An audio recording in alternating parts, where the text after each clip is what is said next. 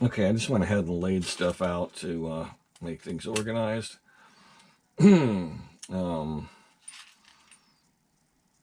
look like decent shocks. There's a lot of plastic versus aluminum, but that's okay. I'm going to start by just doing some basic assembly stuff, like getting the shock collars on, or the spring collars.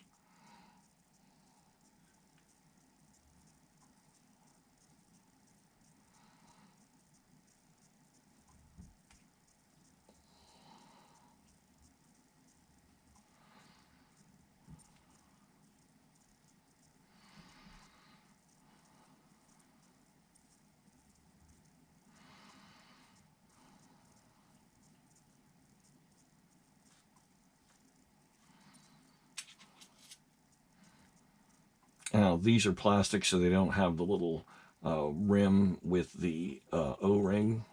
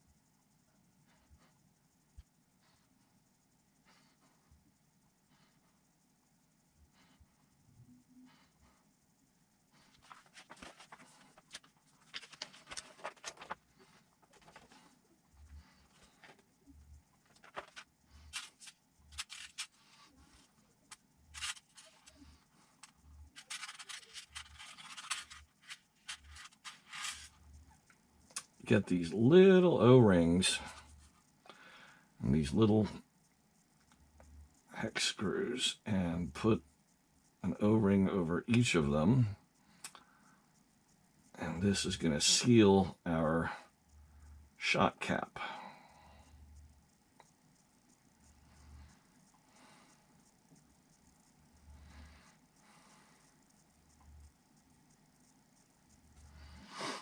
And probably not a bad idea to cut the threads now. Well, we're not dealing with oil and everything.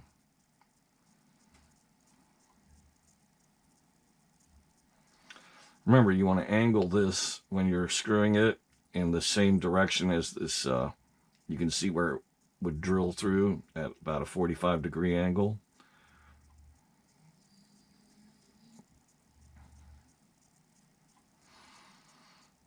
I'm just going to take that back out, set it down so it's there ready.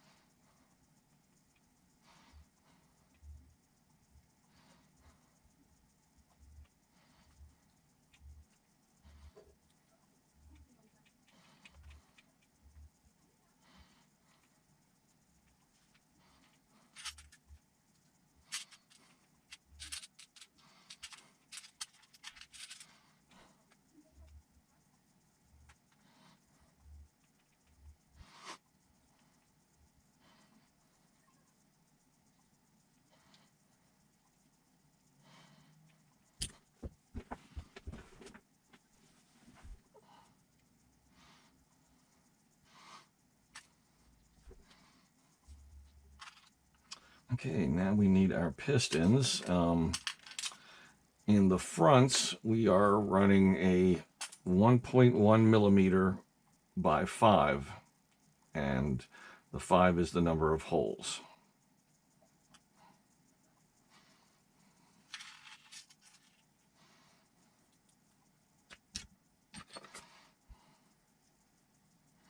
And I'm definitely going to use a little bit of Loctite on these screws, a very small amount though, because you may not get them off ever again. And having your shock pliers handy is a good thing. You're going to need it.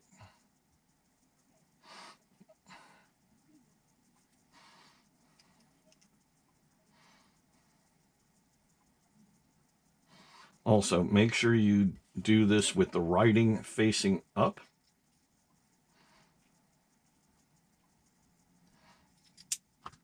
There's a little depression for the screw to fit into.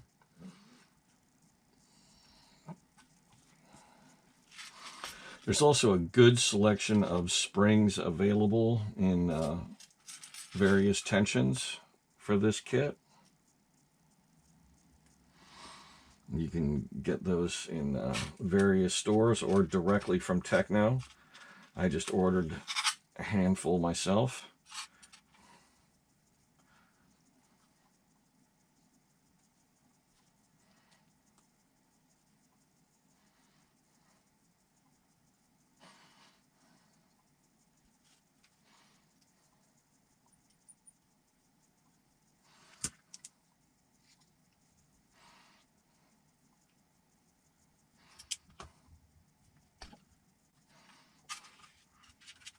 And in the rear shocks, 1.2s.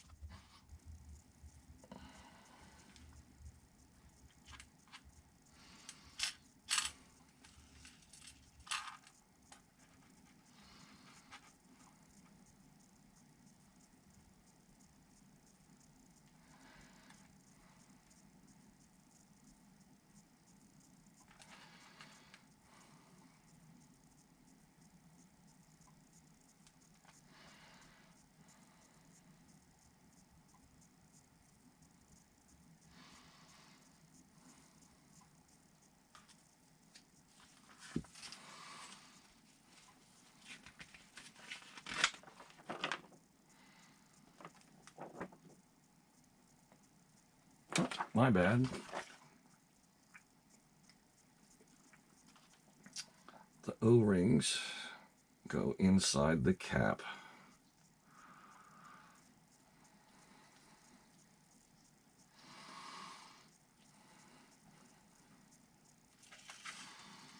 That's the larger of the two, of course.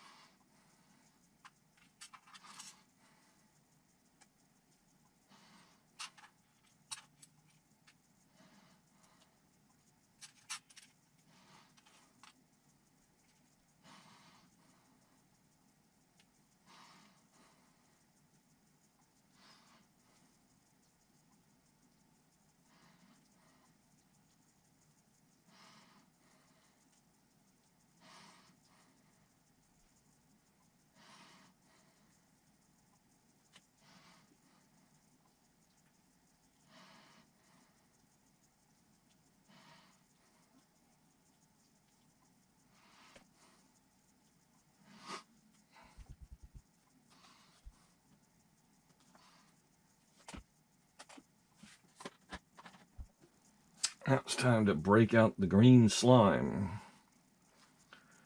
And let's see how we do these. Okay. Check these plastic parts. Some of them have a little bit of like flashing left. If you look at the top of this one, you can see right here that there's some leftover material.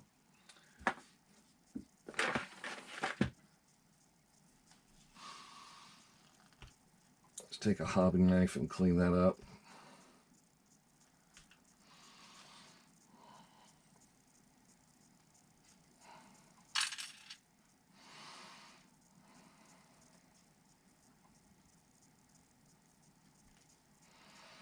You don't want that throwing things off center a little bit.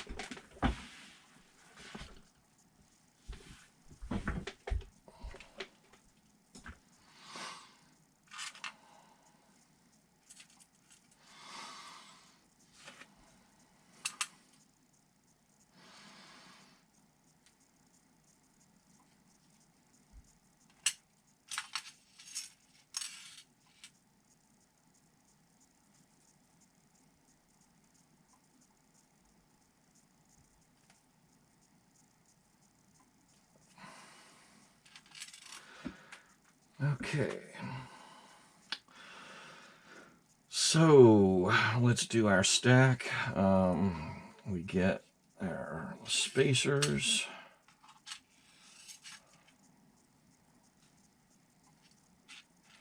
There's two little washers and shocks. The gaskets or the O-rings. Okay.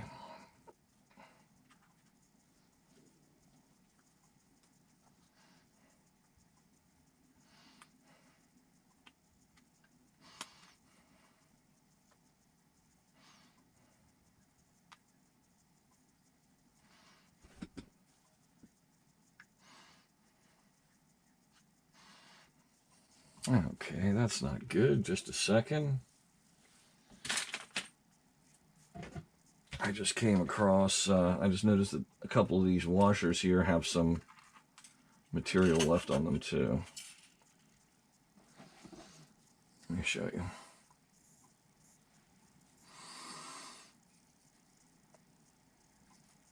If you look right there, you can see that there's some leftover material from where it was cut off of a parts tree.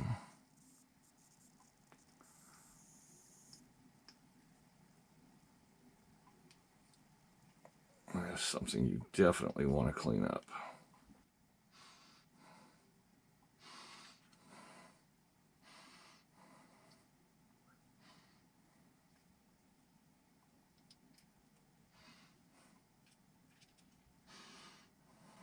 That one's good. Let's check this one a little closer.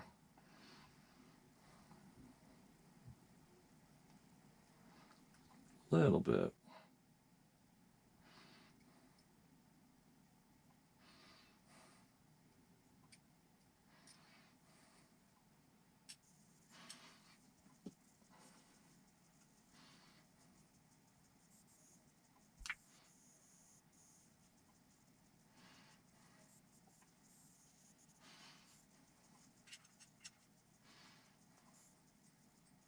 So there's a little, like a little lip here, and this washer presses down into that lip, and if you've got a piece of flash sticking out the side, it may not go in properly, or it might shift it off to the side a little bit. Regardless, you want to get rid of it. Now, never tighten these all the way down at first. Just go ahead and snug it into place, because you don't want to put pressure on the O-rings and spread them out.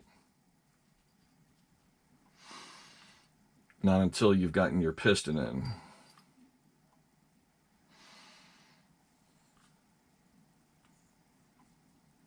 It never hurts to put a little bit more slime on the threads themselves, because that's what we're trying to prevent, is the threads from cutting into the O-ring.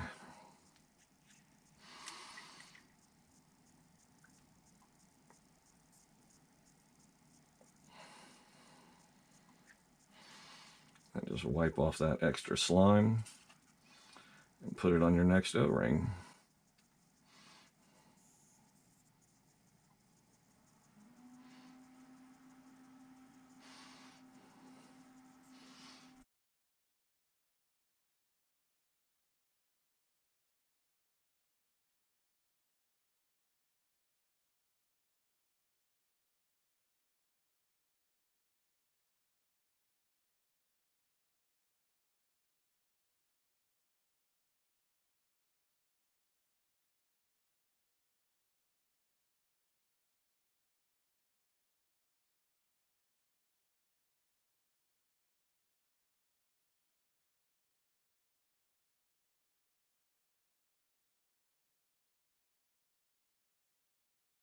Now you can tighten down the cap on the bottom. Okay, good and tight. And should have a nice, smooth action there. Nothing sticking, no binding.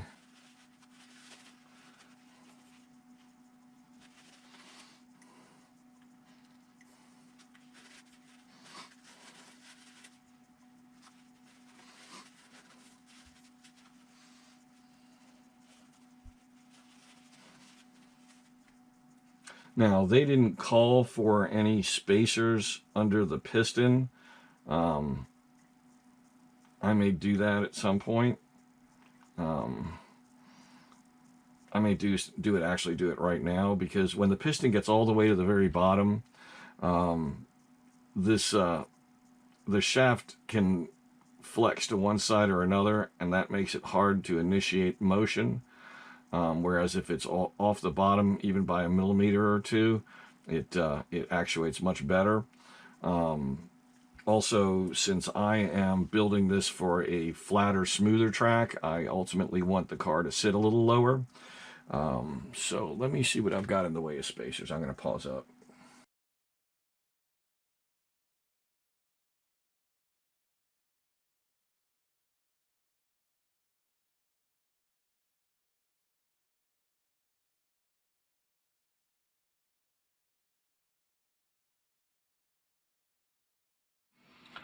Okay, when we left off, I was in the shock build process, and I realized that there were no spacers at the base of the shock shaft beneath the piston. And when you have that, the piston can get offline, and it can be a little sticky to get into motion. You can feel that yourself just by pressing a little bit to one side laterally while pushing up from the very base, and you'll feel that stiction. So having a millimeter or two beneath those will shorten your shock throw a little bit, and slightly lower your car potentially, but it will make the shock be smoother, and it, depending on the type of track you're running, shortening that throw can be a good thing. For example, if you're running carpet in particular, shortening up your throw, lowering the car down, getting that lower center of gravity, can be a really good thing. You know, running a slightly thicker fluid, like an extra 2.5 weight, can settle the car down if it's a little too twitchy. You know, kind of just lets the suspension move a little more slowly, calmer. And so anyway, I did not have any spacers that would fit these shocks. The diameter of the shock shaft is 3.5 millimeters. So I had to go online and I found these. I bought 2 containers of them just to have extras. It's a 3.5 millimeter Delrin suspension spacer kit. So these are machined, which means they're going to be very precise. Delrin is a little harder than nylon, so they're not going to vary in size. Let's see, they give you 24 of them in a pretty broad spectrum of sizes, like fractions of a millimeter difference. I think there's only like 2 of each kind in one of these containers. They're made by teambrood.com. That's TEAMBROOD. I got these off of A-Main Hobbies, and I cannot tell you which of these is their part number. In any event, if you just go searching for Delrin suspension spacers on A-Main Hobbies, you'll find them, or your hobby store of choice hopefully can order these for you. So I need, you don't want the same size in front and rear, because the rear is longer, so you want to be a little proportional. I'm thinking about doing like a millimeter in the front and a millimeter and a half in the back, maybe 2 millimeters in the rear and a millimeter and a half in front. You know, since I haven't run this car before, and I certainly haven't run it on any specific surface versus another, this is all experiment. So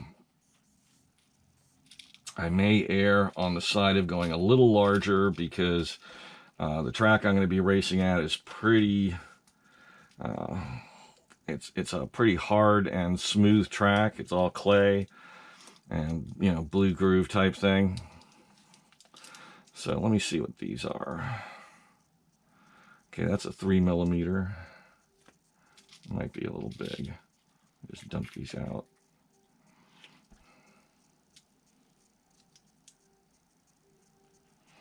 Okay, that's 2 millimeters.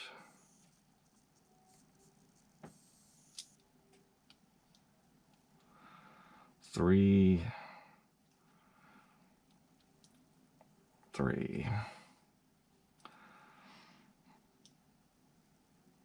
2.25. My caliper's a little off. Okay, that's 2. So it's a pair of 2s and a pair of 3s. I might go that way. So that's not a lot to take off of there. Yeah, why not? Like I said, it's a gamble either way. So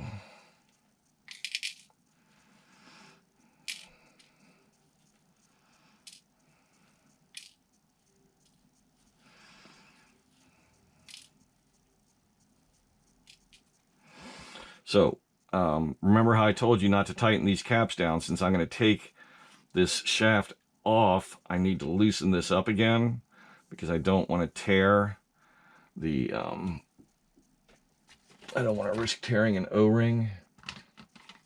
Let's see.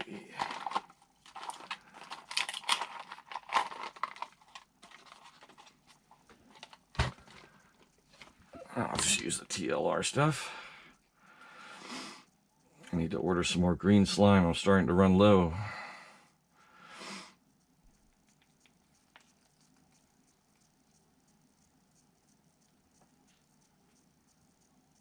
I just want to put a little lube on these threads.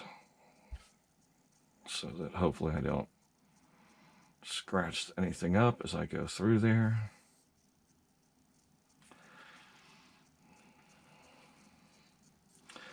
Otherwise, I'm using basically the stock setup. I'm using the stock piston size, front and rear, and I'm going to be using 35 weight shock fluid.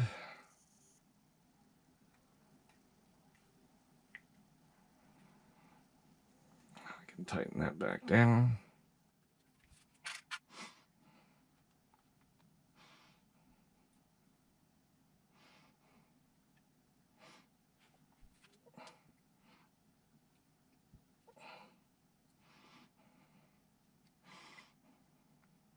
Just push them through gently. You'll feel them catching a little bit as they go through the XO rings.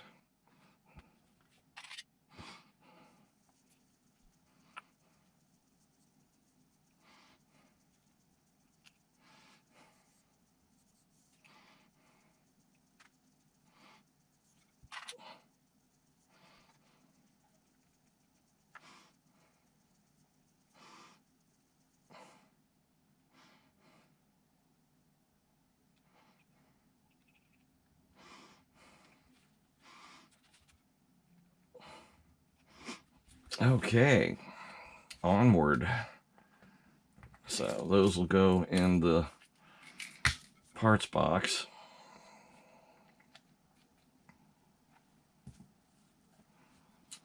So now it's time to fill these guys up.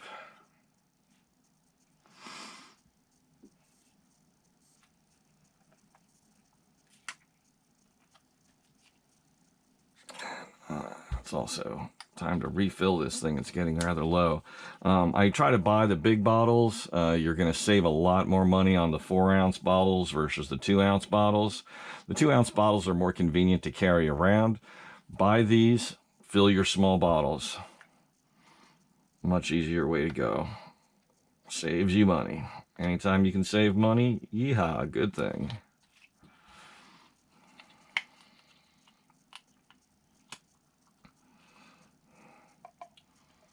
You don't need to fill it all the way. I mean, you want to make sure that if you have to rebuild the shocks at the track, you got enough.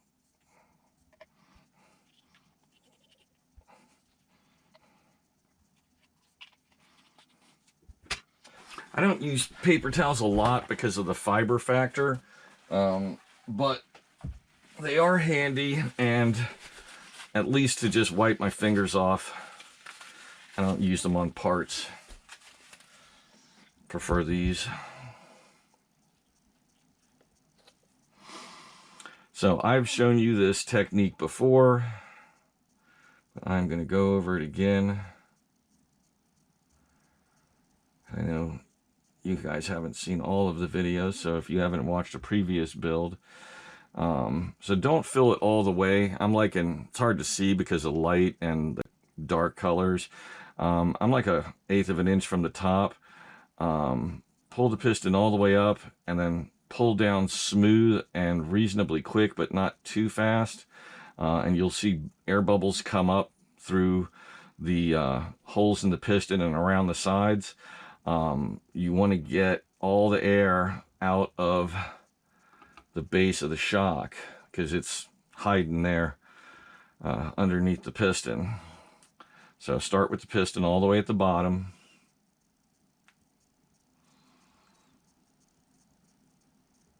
Fill it a good portion of the way. You don't have to try to get it as close as you can because you're going to top these off anyway.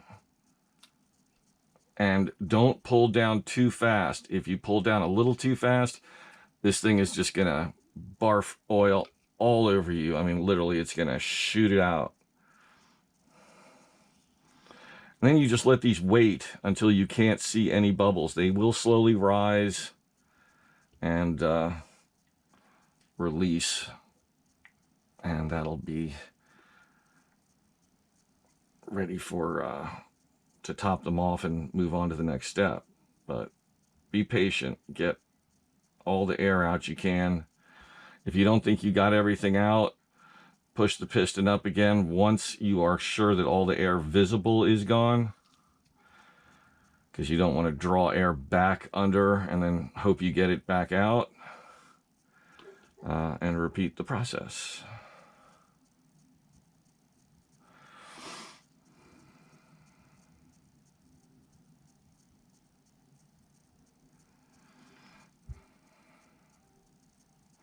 I'm going to try and do this close so you can see exactly how I do this. Bring it right up to the top almost, and then pull quickly. And now you can see we've got a bunch of little bubbles like a champagne glass, and just let them go ahead and work their way up. I usually just let them sit for a while. With the lighting, let me see if I got a flashlight handy. Maybe I can get this on camera for you. Oh, it's a dead soldier almost. I don't know how far you can see into there. Depending on how the lighting is, you can look pretty deep in and see, bubbles like 3/4 of the way down.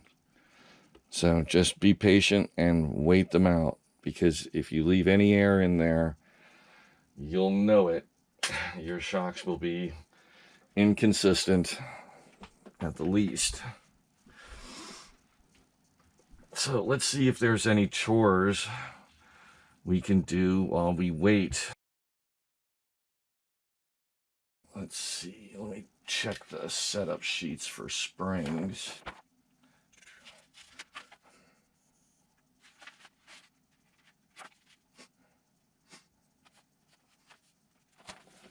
Okay.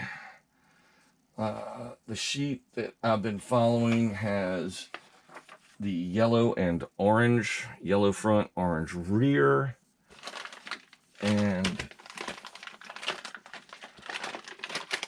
while I was waiting for the shock parts to come in, I went ahead and ordered some more springs.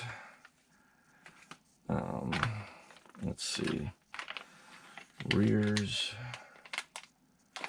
is that yellow front, orange rear? Right, so orange rear and yellow front. I got most of the springs available. I skipped the furthest extreme to the hardest and the softest, and went with the middle of the road, so I've got a variance to work with. I've got tons of springs from other kits. I don't think any of my kits use the same diameter as these. I might have a few, but Tekno seems to kind of do their own thing.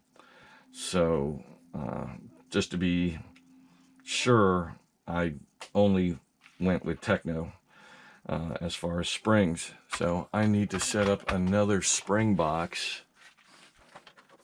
So I bought 3 fronts and 4 rears.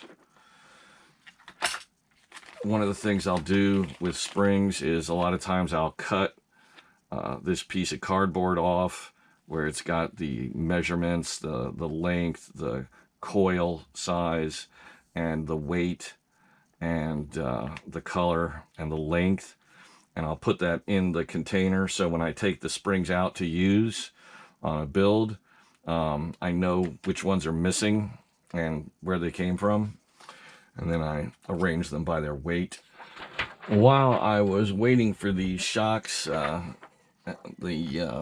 went ahead and looked up all of the springs for this vehicle and set up the case. Well, what I did, instead of using the labels, because they're very hard to read, very small print, I just printed up some little pieces of paper, cut them out, and so this has all my fronts and then the rears.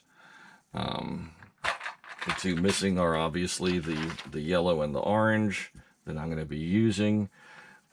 So here are just some of our weights. I do not have the gray or the red front. I don't even think I have the orange front. No, I stopped at yellow. So I may pick up the orange at some point just to have that middle block of springs. Usually the softest and the hardest are the least likely that you're going to use. In any event, stock is the front pink, which is 5.03 pounds per inch. And I'm going to be running the yellow, which is 5.48. So the second stiffest spring from that. In the rear, I'm going to be, the stock is 2.61 pounds per inch. And I'm going to be running the yellow, which is 2.8. So not quite as stiff in the rear as the difference to the front. But these are all of the shocks. I don't know if you're going to be able to read this, but you can go and get their, all you got to do is go to the parts available for the car. The two stock ones are going to be in the replacement parts list, and all of the other ones are in the upgrade parts list. I don't know why they separate them like that and just don't have a list of all their springs, instead of me having to like organize them, type this out, print this up. I didn't type it, I copied and pasted, but same thing. It still took a minute, especially for those. And anyway, you end up with, what you need. So this is something I can easily just throw in the box, take to the track with everything else. I've got all the springs that I could use for this car. I may look through my collection and see if I've got anything of the same diameter and length, compare out some of the weights, see if I have anything that's in between. So I've got some gradient options, but we'll see how that goes down the road. But for now, this is where I'm starting.